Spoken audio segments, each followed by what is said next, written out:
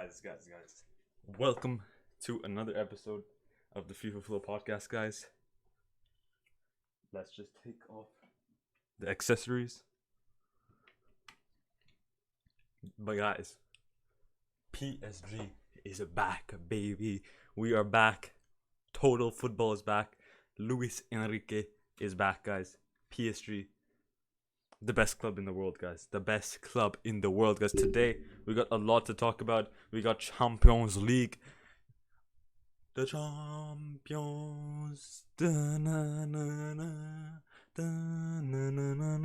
Guys, we got the Champions League. We got the Ballon d'Or debate, guys.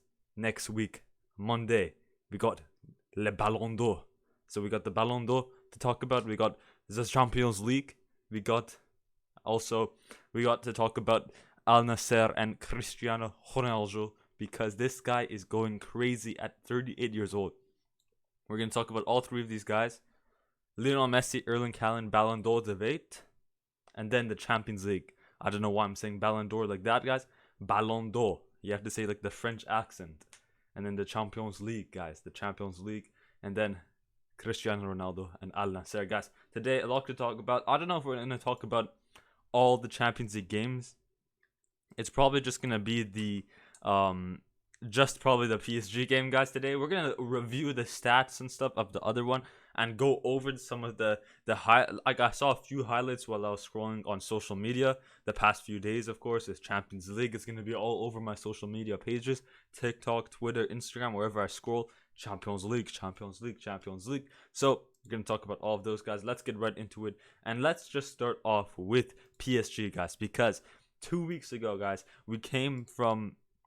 I'm just making sure the audio works. Guys, 2 weeks ago, we went to PSG's funeral. A 4-1 defeat to Newcastle. And this week, guys, we got revived, guys. God gave us another chance. We got revived. And I'm going to talk about how Shiza Newcastle is, guys. Because I really want to let you guys know. Because even a few weeks ago, I did not say that Newcastle were good. In terms of, I respect Newcastle. They have good talent. They have some pretty good talent. Alexander Isak, amazing striker. Tonali, great. Nick Pope, great keeper. So they have like a... You can say more like a... What would you say? More like a connection within the club. PSG has that as well. There's definitely a lot of talent in that team. It's more of an English spirit. You kind of get me. Like you have like Nick Pope. You have like the legendary what's his name?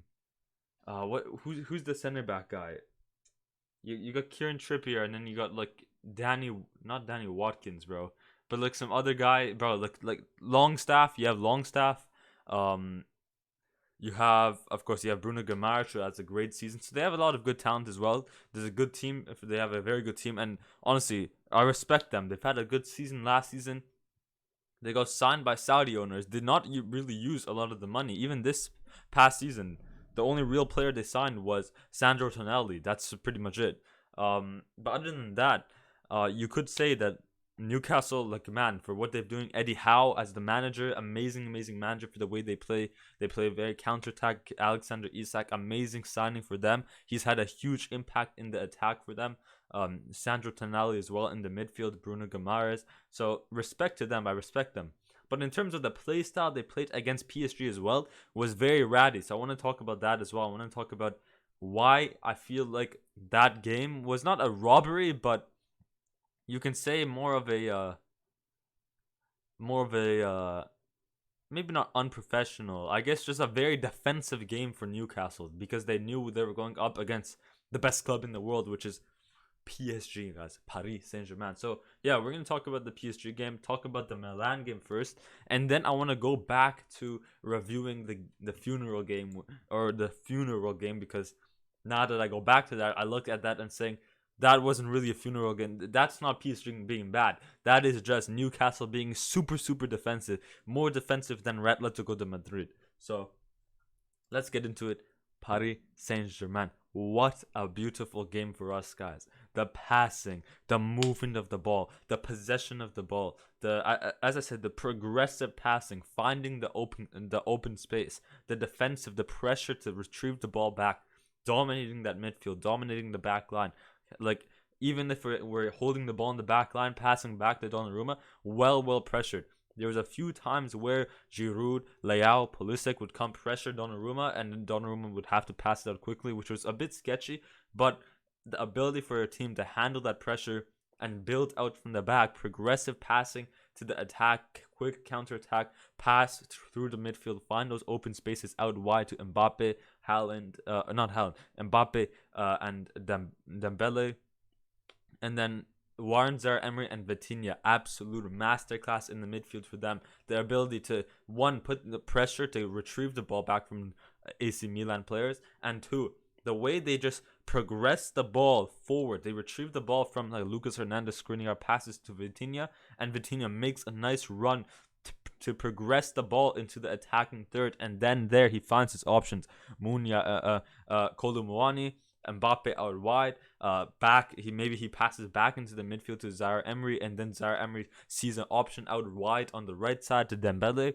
So props to like very. I love Vitinha and Zaire Emery, my midfield youngster, my PSG youngsters, and this is what I like so much about the new way that PSG is moving this season. Not in terms of signing big players. I mean, we did sign Kolo Muani and Dembele, but in terms of investing into the youth, Kang and Lee, who scored an amazing goal, Zaire Emery, Gonzalo Ramos, and Vitinha, man. We have to progress them, develop them more. Bradley Barcola, if you guys go check the video from a few days ago, 1 day ago, damn, was this yesterday? I think it was Monday.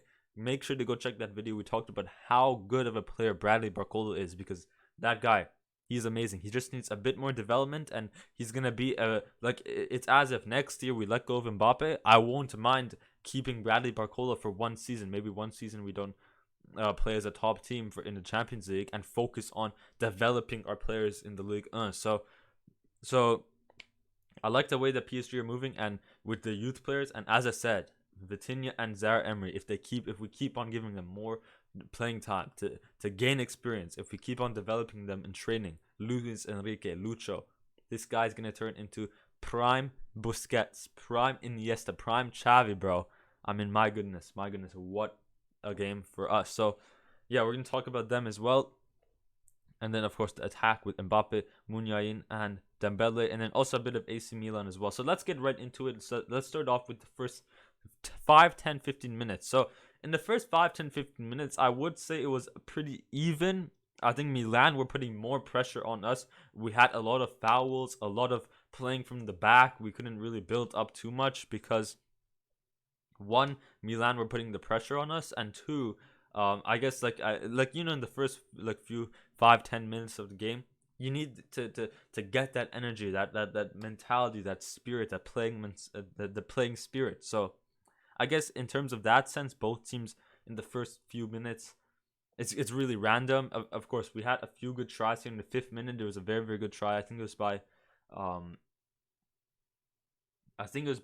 Dembouz, man. Dembele. He's like just the usual, cut outside and then tried to shoot it in. I think it was that, and also Mbappe. I think Mbappe had a very good shot as well. But then and then over here, towards like the 8th minute, the 5th minute, as I said, around the 5th minute to around the 28th minute, 15, for the first 5, 10, 15, 20 minutes, AC Milan started destroying us. Now these chances were just a chance on shot. Dembele here, Mbappe here. And then it was just, okay, let's try to shoot, see if it goes in. It wasn't really a progressive shooting type stuff, progressive plays. Then we see AC Milan putting pressure on us. We're playing, you can definitely tell that in these 5, 10, 15, 20 minutes in the very beginning of the half, we are playing too much from the back. Now, at some point, it gets to an extent where it's too much playing from the back. And that's where you just know that the opposite team is putting so much pressure. They're keeping the ball in the attacking half, putting pressure for them to lose the ball and then quickly go and score, keeping the ball close to the opposing net. So well played from AC Milan, and there was a few times there was a foul by Hakimi right outside the box. So that was a bit dangerous. But for some reason, I mean, I don't watch AC Milan a lot.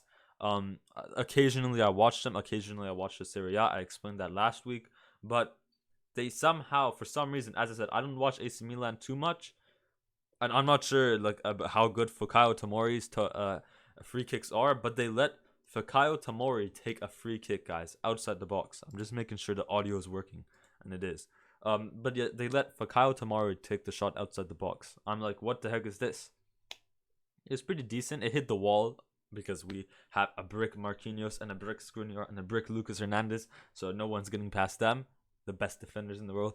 But yeah, honestly, yeah, I don't know. I was a bit surprised. They let Fikayo Tomori, like they have Leao. I don't Leao's finesse curl shots like outside the box later on in that in during those 5, 10, 15, 20 minutes of the first half. My goodness, they had AC Milan had such a beautiful attack. It goes past it to I think it was to Pulisic. Now I think Pulisic was like out wide on this side, but I think it was to Reinders or Krunic, who passes it to Leao. Leao back to Giroud, and then Leao makes a bridge run, like goes around the player, does a 1-2 with Giroud. Giroud does a backheel pass. Leao down the wing, cut inside, and tries to curl it far post. Of course, Donnarumma. He had an amazing game. Now I don't know, was this just him being the best goalkeeper in the world, like he always is, or what even made it even better is, of course, former club AC Milan, back at his academy days. We bought him from AC Milan 2 seasons ago. So I think that's a huge help, as he had prior knowledge of the club to help us win. He knew how Leao played. He knew how Giroud played. Actually, I don't know if he played maybe one season with Giroud. When did Giroud? Didn't he go in 2020, I think? The 2020, I'm pretty sure he won the Champions League with Chelsea, and then he left to AC Milan. If we take a look, Giroud.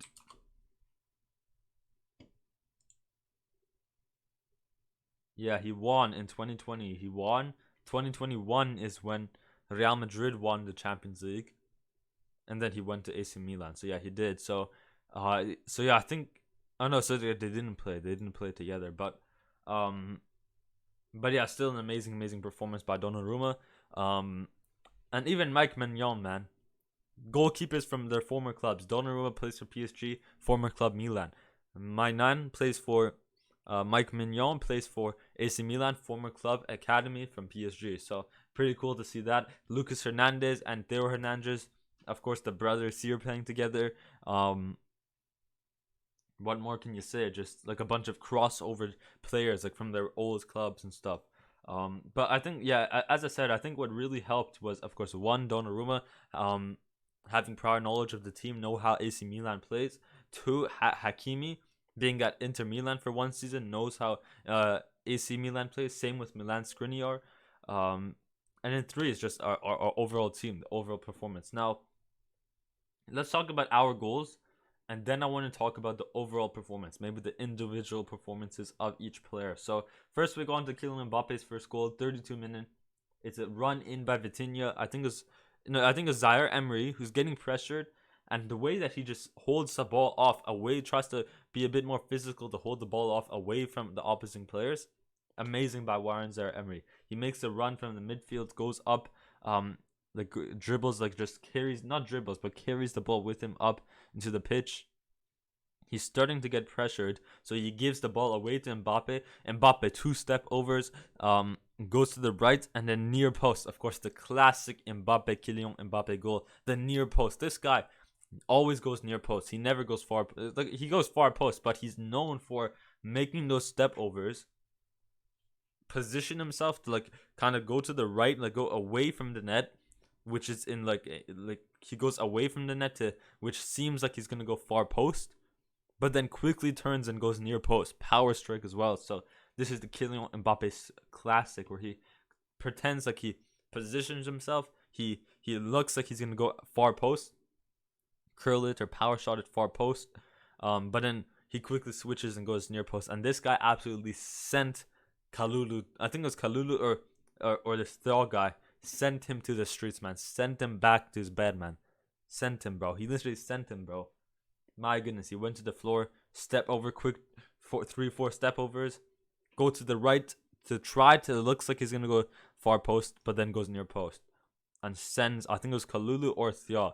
They both look the same. I don't know if that's racist or not, but I mean, I don't know, bro. I don't know. So Anyways, that was the first goal. Amazing, classic Kylian Mbappe. He had some other very good chances outside the box, power strikes. In the box, they had some very good chances as well. Like tried to get it, like user make a run back in from in behind, and then or there's like a cross by Dembele or a pass like in behind, and then tries to go far post there or something. But Mike Mignon, I can't be mad at him. He's a great keeper. Of course, the French national team keeper as well, so he's gonna understand where Mbappe is gonna place the ball, far post, near post, and stuff. So fair play to Mignon. Good tries by Mbappe as well. Of course, the best player in the world.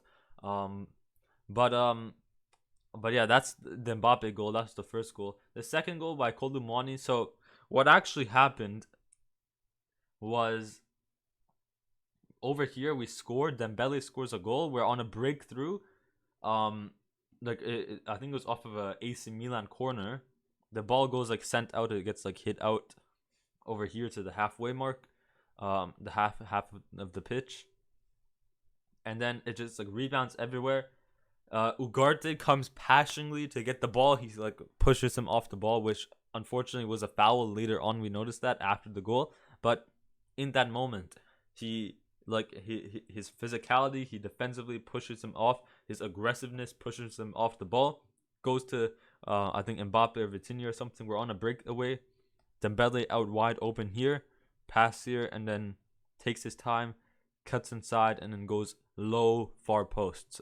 So very good goal for Dembele, but as we later on saw, it was offside. Next thing you know, the ball is played back to, or not, it wasn't offside, but it was a foul over here, but then they played the ball from over here, I believe. Next thing you know, Mignon, he hits the ball, he boots the ball all the way across. Somehow Pulisic is somehow made a run in behind our defense. Our defense is like over here. Pulisic has made a run. Now he's like a one-on-one type thing. If he's faster than the defender, so he's kind of like a one-on-one situation with Donnarumma. He either goes like far post, near post, anything he can do. He could have curled it around him, easy goal. But what he does instead is he decides to go far. He sees Giroud on this side here, but Giroud is a bit older. He's a bit slower as well, and he decides to pass it to Giroud, and Giroud just didn't get there on time. So I'm not gonna blame that on Giroud and say, "Oh, Giroud, you should be faster and slower." I think that was an easy goal for Pulisic, man. He should have just shot that, man. He's playing soccer out here. He's not playing football, man. No wonder he's messing that up. But yeah, unlucky there. And then right after that, so we have the offside goal, and then we go into the second half, and then we see that happen, I believe. Yeah, it might have been in the second half then, not right after the offside goal. Yeah, then we go in the second half. We see that happen. And then we go back into the first. And then after that happens, we gain possession. It goes like we try to take a shot. It rebounds out. It's a corner for us. And then next thing you know, it crossed in. I think like it goes to Dembele. Dembele tries to shoot with his right foot, but then cuts inside. Goes with his left, and then tries to shoot far. Mignon makes the save, but then it rebounds out, open net over like unmarked over here, Kolumani, and then just taps it in. So then we respond right away. Offside, go into halftime, and then Milan boot it up, mess up an easy goal for them, a one-on-one chance from Pulisic, and then right away we get a corner, and then it just rebounds back to us, open in the middle of the net. So unlucky for them, unlucky for Milan, and then we continue going. There's some more good chances by both sides here. Yet again, they have a very similar chance. I think this goal was, I think it was this goal where Pulisic passed it to Giroud, and then Giroud, of course, didn't get there on time. This one here was when I think yet again it was a similar Mignon and Pulisic link up where Mignon boots it up. Pulisic yet again somehow makes a run in behind their defense, and he's now in a one-on-one situation. Or it might be with Giroud, and Donnarumma rushes out of his net out over here, boots it out, or he gets there first. It rebounds off of him. Oops. He somehow saved it. It's an open net here. It rebounds back to one of I think there's this Musa guy, to this back to the Milan players, and the net is still open. Donnarumma, you see him running back to his goal. And then I don't know what he's doing, bro. He's passing it to Leao out wide, and then Leao shoots and misses, bro. And then it goes out for, bro, I don't know what was going on, but that was one, like, not the best from PSG, letting Pulisic and Mignon make that link up to get in behind, and then somehow leaving an open net, very risky chance. That's one bad thing. Second bad thing, what's even worse, is how is Milan missing that, bro? That should be a clear opportunity to score a goal. It's a casual PSG mistake where we can't defend well. There's an open net, Donnarumma rushing out and then like missing the ball and stuff. Is a casual PSG mistake, and somehow they haven't benefited from it. So unlucky there. So yeah, that was that goal there, and then in the 80th minute we had the other one where Pulisic tries to go out, like cross it in, tries to find Giroud out on this side, but Giroud doesn't get there on time. And then in the 89th minute, a beautiful goal by King and Lee. Not just a goal by King and Lee, but a beautiful link up play by Paris Saint-Germain. And this is where I say our midfield development, more playing time for experience, is gonna get us a better team. And this is where we see Kengan Lee goes in for Ugarte. We see Gonzalo Ramos in for Muani, and I don't know. I think we had Fabian actually for Ugarte, Kengan Lee for Dembele, and Gonzalo Ramos for Kolo Muani. Next thing you know, Kengan Lee on this right side over here, gets the ball, goes around, he curls back around to get away from the player, of course. Finds Zaire Emery, and then Zaire Emery carries the ball out wide. And then Kengan Lee makes that run over here, goes behind. Like let's say this is over here, this is Kolo Muani, and then Kengan Lee makes a run in behind him. Dembele or Zaire Emery makes the run over here, he carries the ball, passes it into like the top of the box, like over here. And then it's Gonzalo Ramos who does a fake shot. He misses the ball on purpose, goes to Kengan Lee, and then he goes near post on the floor. Good goal, good link up play, good passing play. As I said, Kengan Lee goes away from the player and then finds Zaire Emery. Zaire Emery carries the ball. He takes a quick touch, carries the ball out wide.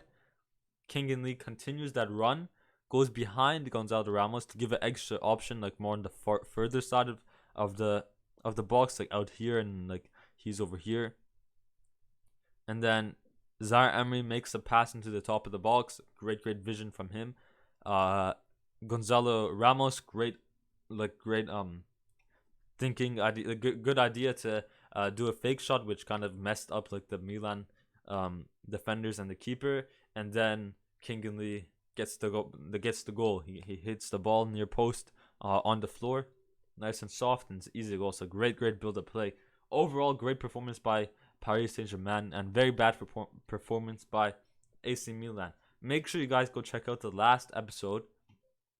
We kind of reviewed the AC Milan Juventus game, and as I said, my feeling back then was I was going into this game thinking, okay, we need, like, surely we win this. It is PSG, and Milan are a strong team as well.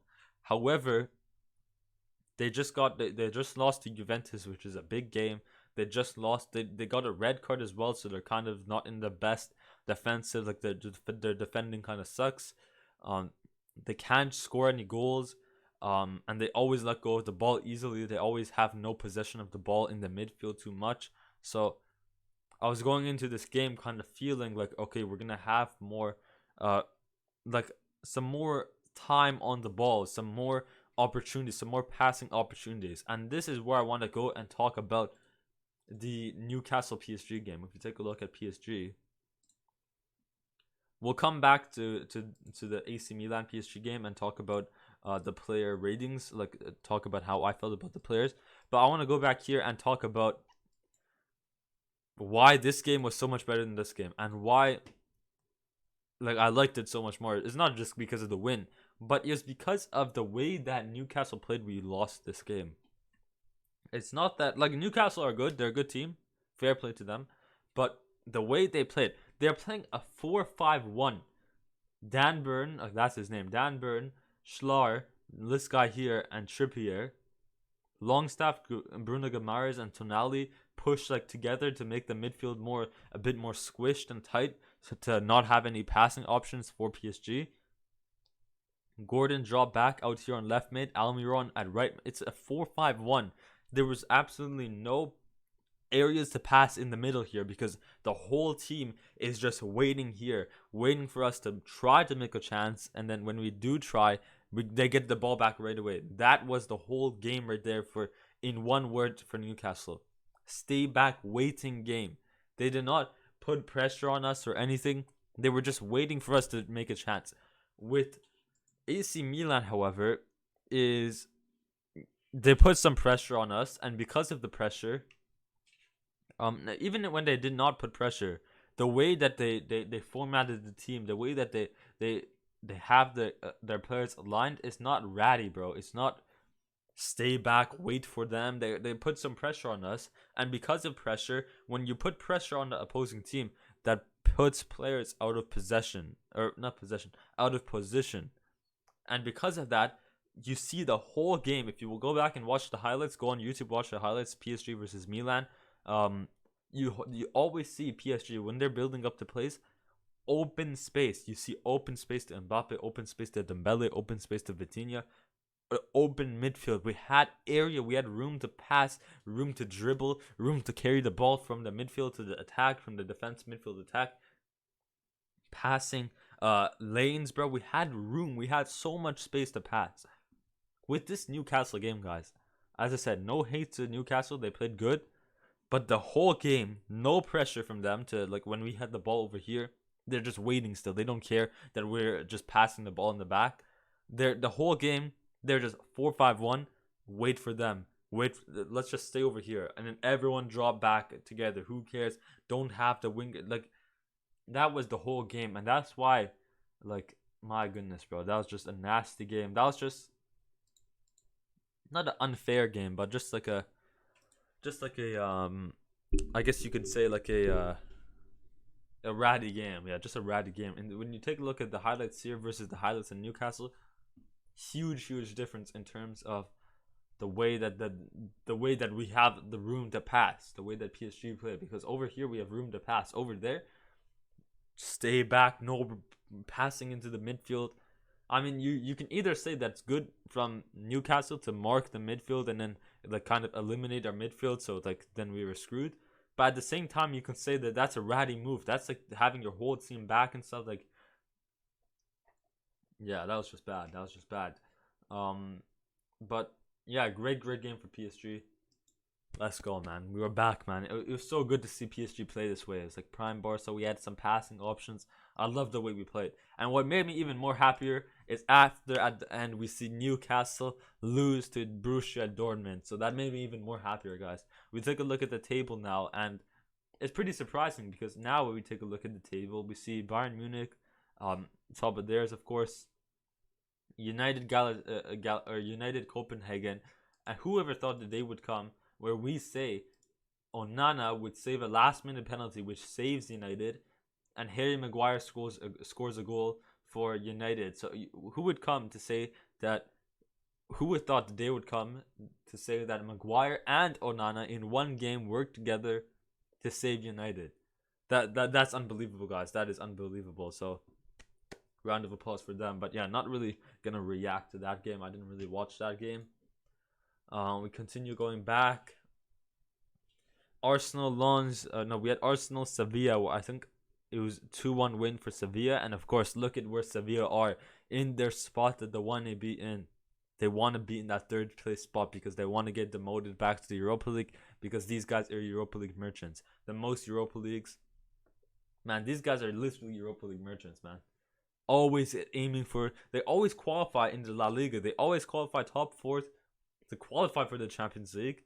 And then next thing you know, they're in the Europe. They get third place in their league, in the Europa League, and go on to win the Europa League, which qualifies them back into the Champions. Bro, like, my goodness, Sevilla, bro. Europa League merchants. Lens PSV ended 2-2. That was a draw over there. Madrid Braga was 2-1, I believe. Yeah, 2-1. So not really gonna react to that. Yeah, I didn't really watch the other games, honestly. It was just the PSG game I was mostly excited about.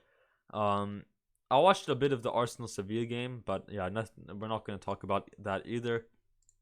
I don't want to make the podcast too long. I mean, how long has it been already? Bro, is this bottom taskbar going to go, man? It's been 30 minutes. So yeah, I don't want to make it too long either. Because I want to talk about the Ballon d'Or debate, which is going to be announced next week. We already know the winner, but kind of want to give my thoughts on that. And then also want to talk about Cristiano Ronaldo. I also have to go eat soon as well. Man, I've been starving. Haven't eaten since 9:30, bro. 9:30 a.m. I'm on a fasting type situation here. I have to get skinny, guys, so I can be fast when I play football to play for PSG, guys. Anyways, um, Sociedad Benfica. I think Sociedad won this. Yeah, I don't know what happened to Benfica, guys. Last year, they made it into the easy side of the Champions League. Everyone was saying, "Oh, they're gonna beat Milan. They're gonna beat I know they're gonna beat Inter. They're gonna go to the Champions League final or semifinals. Gonna make it far into the Champions League last season. Next thing you know, they hadn't scored. Not having they haven't scored and they also haven't won either. So not the best for them. Feyenoord and Lazio. I think Feyenoord won 2-1. Atletico versus Celtic. I think it was 2-2 over here. PSG, Milan. Of course, we won that. We just talked about them. And yet again, Milan, bro, still have yet to score a goal this whole UCL campaign. To be fair, it's the group of death, but I mean, you had Newcastle. You should have scored at least 2, 3 goals there somehow. Go back to that video and rewatch that. And then you also have and then you have Dortmund as well. I feel like Dortmund should have been an easier one because no offense to Dortmund, but like not in the best, not the best team when you look at the other three on options as well. PSG, Newcastle, and Milan. I'd say Dortmund is the worst of the four. So that is that. Manchester beat. I think they're playing Young Boys, if I'm not mistaken. Yeah, I think they're playing Young Boys. They win. I think it was 3-1 or 3-2 actually. Leipzig against Red Star. I think Leipzig won, and then Barcelona Antwerp 2-1 over there. And then Porto Shakhtar 4-1 for Porto. So yeah, those are just some of the stats. The match fixture, full-time match fixtures for you guys, and then also the group standings over here. So yeah, that is that for Champions League. Let's go ahead and talk about the Ballon d'Or debate, guys. Of course, it is already announced. Not announced, not real. No, I think Fabrizio announced it, and if Fabrizio announced it, it's already. It means it's over. But if you take a look over here, because usually what they do is they call the winner 2 weeks before the Ballon d'Or is announced, so that they can get some pictures, some videos and stuff. And then apparently there was a leaked image of a leaked video of, I think it was Antonella, Messi's wife, like heard the call and stuff, or they recorded them with the call and stuff, and that call leaked and stuff, and then everyone saw Messi won. And also just due to the fact that I think some of the news reporters have said some stuff, some of the points are starting to be shown more to the public and has been leaked somewhere. So yeah, as we said here, Lionel Messi expected to win Ballon d'Or 2023. Understand all the indications are set to be confirmed, but Messi will be there. Will be the final winner once again. Official decision to be unveiled Monday night in Paris. It will be Messi's historical 8th Ballon d'Or. Let's see the comments, bro.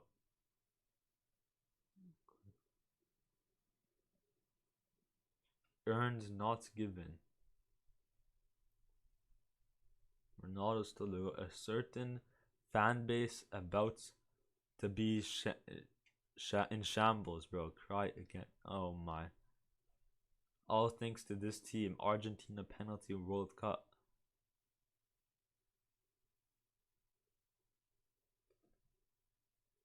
Goal/assist ratio during Ballon d'Or voting period. Never let them tell you it was raw.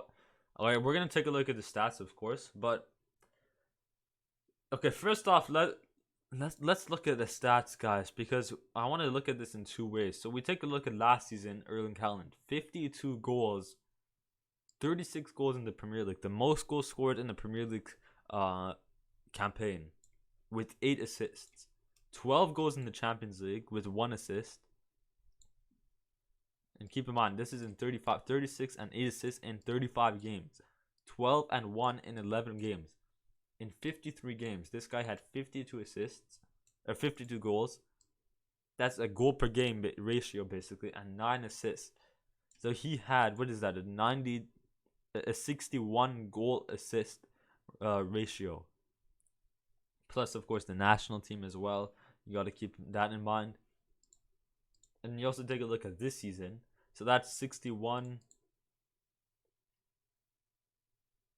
And then a bit of this season as well. It's a great start because this season also counts as well. So 14 games, 11 goals, 2 assists. Yet again, almost a 1 goal / assist ratio a game. Not 1 goal and 1 assist, but in total, goal / assist, almost 1 a game.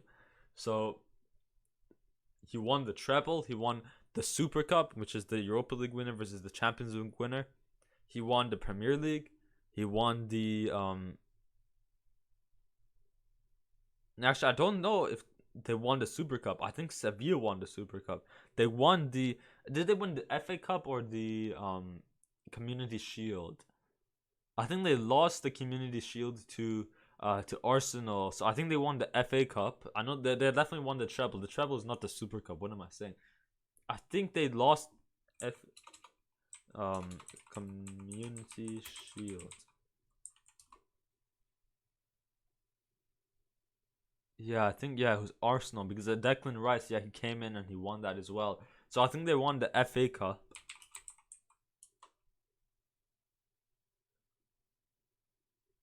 Yeah, I'm pretty sure. Yeah, over here, Haaland, of course, winning. So they won the FA Cup, they won the Premier League, and they won the Champions League, of course. Yeah, there's the treble for you.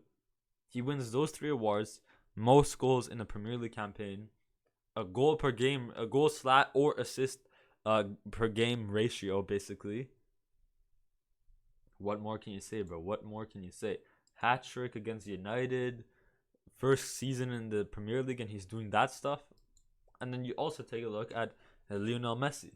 You take a look 2022/23. 16 in 32 games in the league on the Farmers League. 16 goals, 16 assists. In the Champions League for PSG, 4 goals, 4 assists. In the MLS Leagues Cup, makes a huge impact on Inter Miami. And yes, that is the MLS, that is the Leagues Cup, so I'm not trying to over exaggerate, but you take a look at Inter Miami before Messi, even when he was injured. Take a look at the run. Let's just take a look at Inter Miami without Messi when Messi was injured. I know it's the MLS. I'm not trying to say Messi's Messi without he was in this game, but look over here. There's Messi, and the next thing you know, loss, draw, bro. I'm not trying to say Messi changes everything, but like I mean, how can one guy have a huge impact? Messi, bro. So 10 goals, 1 assist, and he leads Inter Miami to their first trophy, the Leagues Cup trophy. In the MLS, he has 1 goal, 2 assists, nothing huge. Of course, it's the MLS as well. That's pretty bad for the MLS. No, I'm joking. He was injured, to be fair. I mean, he played 6 games. Nah, still. And then in the U.S. Open Cup, 2 assists. And yeah, over here, yes, he played 6 games, only 1 goal and 2 assists. To be fair, the chance creation, he's passing it to an attacker, and now they have a good chance. But like he's passing it. There's 2 guys ahead of him. He's making a good pass to them, and then from there on, then the team goes on to make a good chance. But that initial pass that he makes is a good goal scoring opportunity. So overall for Messi, 55 games, 32 goals, and 25 assists, and 1. Yeah, so what does that equal? What does that equal to? 55. That is going to be 55 goals. No, what is that? 57 goals or / assists in 55 games. Haaland had. What did Haaland have? Keep in mind, this is Premier League and Champions League as well. 61 goals slash assists in 53 games. To be fair, in October, of course, the Premier League games start in August. So you also have to remove all of Haaland's games in August, all of Haaland's games in September, and then all of Haaland's games in October. When is Ballon d'Or 2023 dates starting? When does this start? I want to see when is the period Ballon d'Or 2023. Not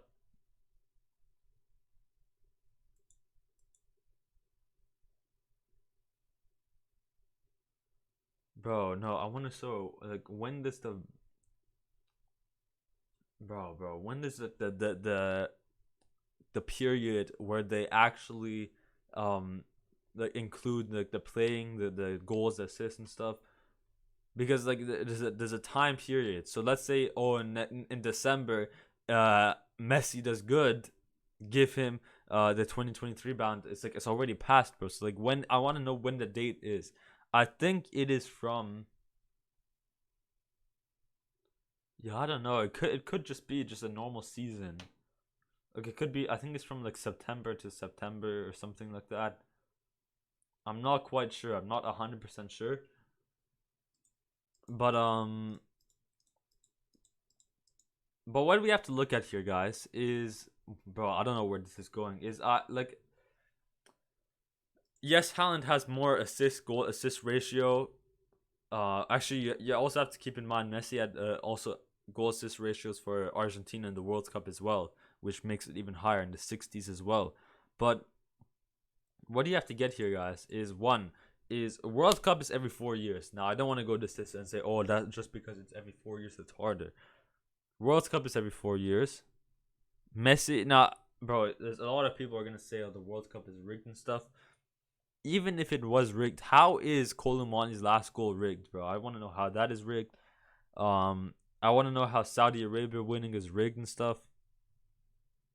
And even if it was rigged, the way that Messi was moving out there to get away, to hold the ball, make those passing, like, it's not about scoring goals and stuff. As I said, if you're in that Manchester City team, I said this in my last episode. Make sure you go check that out. If you're in that Man City team, yes, you need to be like Erling Haaland and have the ability to score goals, be in a good position. That is an elite type striker movement there. Not anyone can do that. But in that City team, where every game they're getting many opportunities in that box, and also under Pep Guardiola being developed, of course you're gonna score a lot of goals. And secondly is, as I said, I feel like in some important matches, Haaland also kind of ghosts. I mean, we take a look at the Champions League final. We take a look. I think it was against. It was one of the few, like, the past few games for City. He's been ghosting. Not in the Champions League today or the last. I think it was against Brighton they were playing against. Not in any of those games, but the last 3-4 games, excluding the first two. Like, you get what I mean. In the last 4 games, excluding the most recent two, like Haaland was ghosting and stuff. You got to keep in mind, even as a complete Haaland is, as I said, Haaland is not a complete player. He's just there. Like, as I said, anyone in that City team can score, like, because every City is passing in that striker area. A lot of goals, a lot of like, they get the ball is there a lot of the time per game, and they just needed the right player to finish those goals, and they got Haaland. But as I said, Haaland is a good player.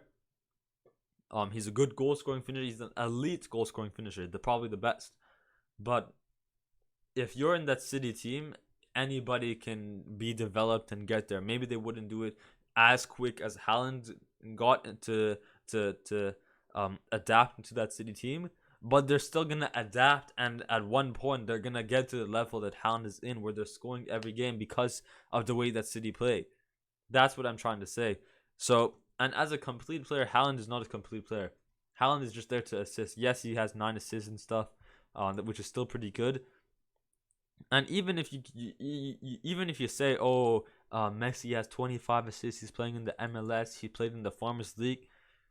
It's even for Argentina, oh, it was rigged and stuff. It's the way that he plays as well. Maybe the numbers don't show that he has 16, he has um maybe the numbers don't show it, but the way that he performs to move the ball for the team it's immaculate. It's amazing, man. So it's incredible. So as much as I want to say, and a lot of people are gonna argue in 2010, Iniesta won it for Spain. He won the same trophy, club trophies as Messi, and he won the World Cup. He won it for Spain, and somehow Iniesta didn't win the World Cup. Messi won the World Cup. Over here is the same scenario. Messi won the World Cup. Um, Haaland, even though he didn't play in the World Cup, he had a good season, a good club season, and he's not gonna win it, or he should win it because in 2010 Messi didn't win the World Cup, but he still won it. Some people can argue that, but I think like it's not just about the goals, man. I think it's the legacy as well. I think if Haaland was to do maybe not the same thing, I think still score a lot of goals, which is had a great start to the season already. But I think if Haaland was to do like the same situation, like if he was to do like 30 plus 33 goals next season with some assists as well, both in the Premier League and the Champions League, then I think he's gonna win the Ballon d'Or because he's already set a name for himself this season, and then next season he's gonna win it. Now I know a lot of you guys are gonna be saying like, "Oh, it shouldn't be about legacy. It shouldn't be about your prior seasons. It should be about that singular season." But I think like when it comes into to these stuff, like yeah, I don't know, bro. It's really about like what you do that season and also your legacy as well. And Messi has the legacy. Haaland, I think if he does it again, then he's for sure gonna win it. Surely he's gonna win it. But I think it's the legacy really matters. In 2010, Messi had a legacy as well. That was in when was Messi's first Ballon d'Or? Was it? Yes. 2009, 2010, and in 2010, 2011 is I think no, no. This is the year. This is his first one. He still had a name for himself, though. He still did have a name for himself. But either way, yeah, I do think it's not only about the goals, and there's also a legacy, or your name and stuff, a legacy from your prior seasons. And yes, like Haaland was raw because, like it shouldn't be about legacy and stuff. It should be about that singular season. You played good, but uh, yeah, I don't know, guys. I don't know. I think both are deserved. I think both are deserved. I think Haaland won the treble. He broke records week in, week out. Messi, he won the World Cup, had a good goal assist ratio, was more of a complete player in terms of holding the ball, progressing the ball for the teams, the chances he created for the teams. And as I said, it's not like even if you create a chance, it's not necessarily your assist.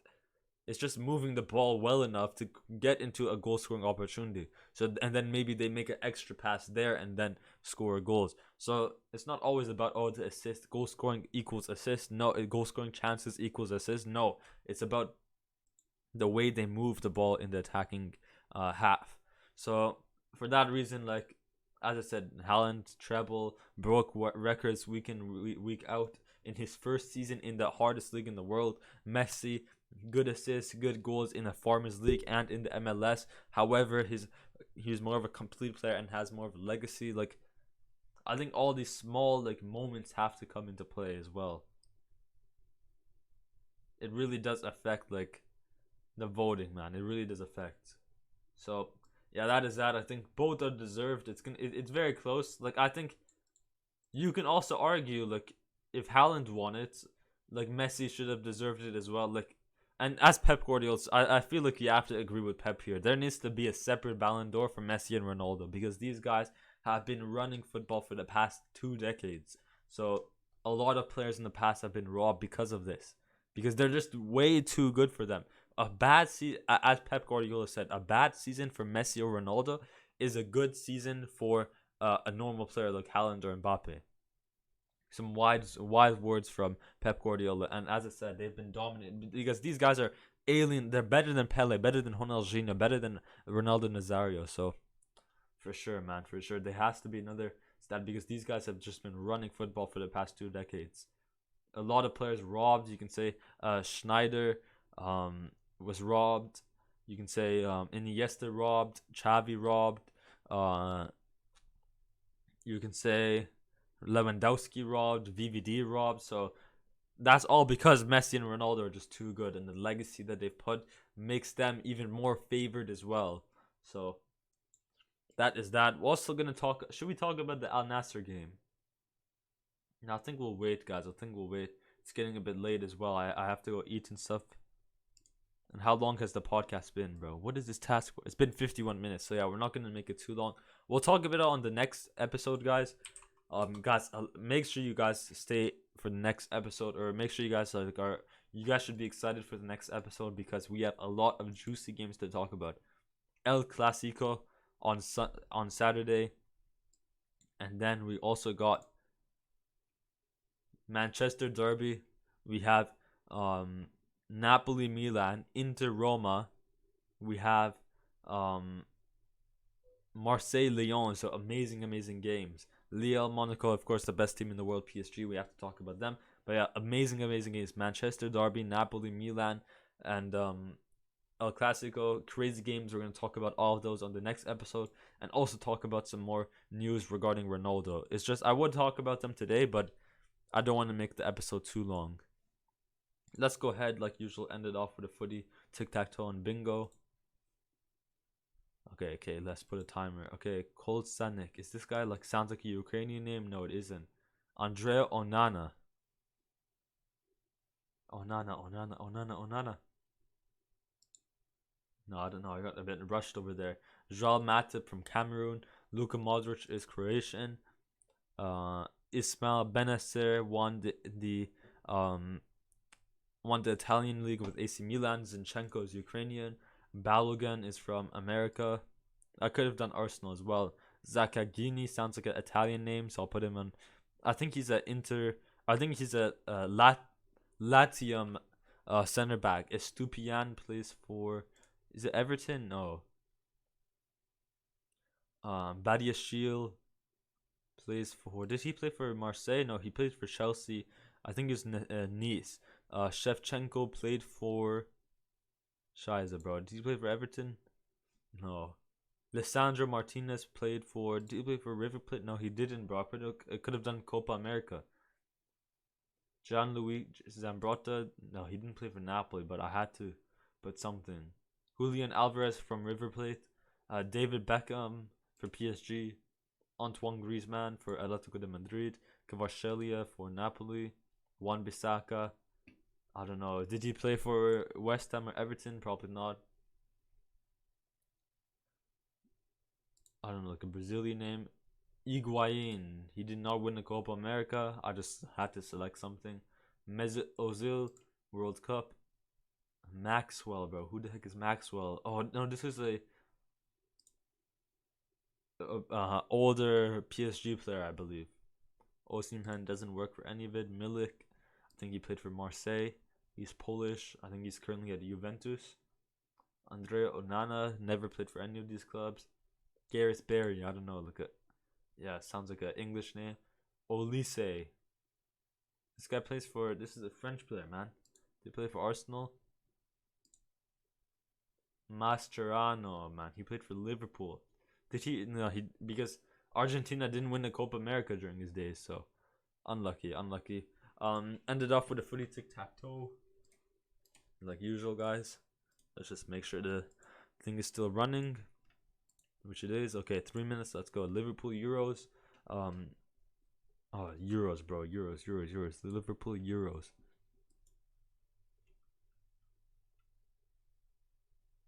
Oh no, we're scuffing this already. Barcelona Euros. Bro. Who is this? Okay, Iniesta. Atletico de Madrid and Euros. Not João Felix. He's too young to play in the 2016. Fernando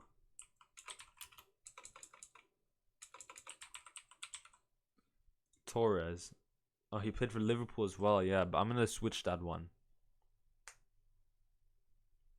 Did Xabi Alonso win the? Yeah, he did. He played for Liverpool. I'm just wondering if he won it, and he did. So that counts. Luis Suarez. He works for all three of them. Oh my, easy. Okay, we said it as well. So that is that. We can do Araujo as well if you guys want me to.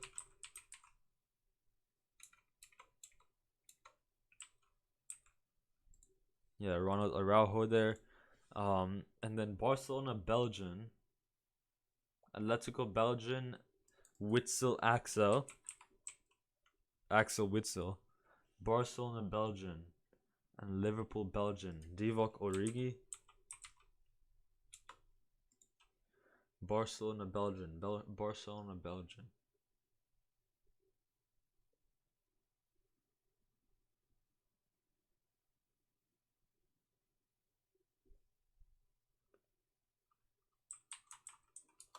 The company, oh, that's Yaya Toure who played for Barcelona, not company. Barcelona, Belgian. I want to say like a defender, but I don't think it's a defender. Barcelona, Belgian.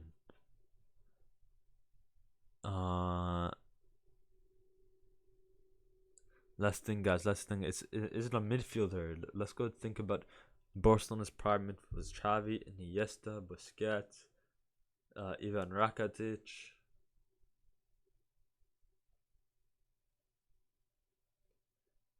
Let's think of like who's the legendary Belgian player? Kevin De Bruyne? No. Look, who's a retired? Bro, I don't know any retired Belgian players though. Not De Bruyne or anything. Yeah, unlucky. Give up. Let's see. Barcelona players from.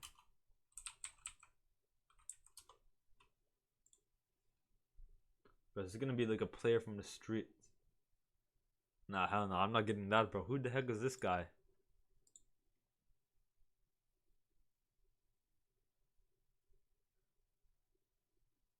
Yeah, no, I'm not getting that. Anyways, guys, that's gonna end off the episode. Talked about the Champions League, the Ballon d'Or debate. Yeah, as I said, next episode on I think Monday or Tuesday next week. So yeah, next episode on Monday or Tuesday next week, guys. For now, stay positive, stay happy. Yeah, as I said, next episode on Monday or Tuesday. We'll see. Have to do a lot of work, guys. But yeah, hopefully you guys enjoy your week. Stay positive, stay happy. Make sure you subscribe. As I said, maybe 60 subscribers by the end of the year. We got 2 months left, guys. So we'll really appreciate it if you guys subscribe, like, and leave a comment if you guys have any opinions on the current football news, on anything I say, anything you guys want me to talk about, maybe like a football club, you guys, your favorite football club, maybe react to one of their games and give my thoughts on their game. Let me know in the comments below. And I don't know, I'm thinking of doing some new series. In the past, in the summertime, I said I was gonna do some new series and stuff, but didn't really go as planned. So I don't know, like, do I want to do a FIFA series? I was thinking of doing a FIFA series. Like, I don't know, foot champs qualifiers, like 3 games of foot champs, tactic reviews and stuff. I was thinking of doing that. Like maybe a PSG to glory. We do 3 games with PSG, like a full PSG team. That would be pretty sick. Or like a full Madrid team would be pretty sick. Something like that would be pretty sick. Like a past, present PSG, past and present Madrid. So I'll do some more FIFA videos or something like that. But for now, it is how it is. For now, stay positive, stay happy, stay flow, and I'll see you later. Au revoir. Goodbye.